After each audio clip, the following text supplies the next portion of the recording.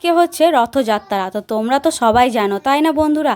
আর এই যে তোমরা দেখতে পাচ্ছ আমাদের পাড়ার ছোট ছোট বাচ্চারা সব মিলে কত সুন্দর সুন্দর দুটো রথ তৈরি করে ফেলেছে। তাই কিন্তু আমি সকাল সকাল স্নান করে জগন্নাথ দেবের পুজো দিয়ে রথের দড়ি টেনে নিলাম এদের কাছেই, আর আমার মেয়েকে দিয়েও টানিয়ে নিলাম। এরা কিন্তু এখনই বেরিয়ে যাবে দুজনা দুদিকে রথ নিয়ে। আর এই যে দেখতে পাচ্ছ আমিও এখানে এদের সাথে একটু ভিডিও বানিয়ে নিলাম। তো বন্ধুরা এই যে তোমাদেরকে দেখাচ্ছি, দেখো এইটা হচ্ছে কিন্তু আমাদের সাঁইথিয়ার বড় রথ।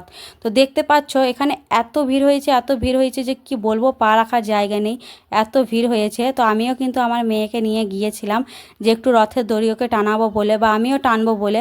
কিন্তু এই যে দেখতে পাচ্ছ ঠেলাঠেলির মধ্যে একদমই ঢুকতে পারছিলাম না, তাও কিন্তু কষ্ট করে ভেতরে ঢুকে কিন্তু রথের দড়িটা স্পর্শ করেই আমি বেরিয়ে এলাম। তো দেখতে পাচ্ছ বন্ধুরা এত ভিড় আর এত ঠেলাঠেলির মধ্যে কিন্তু ঢোকা যাচ্ছে না।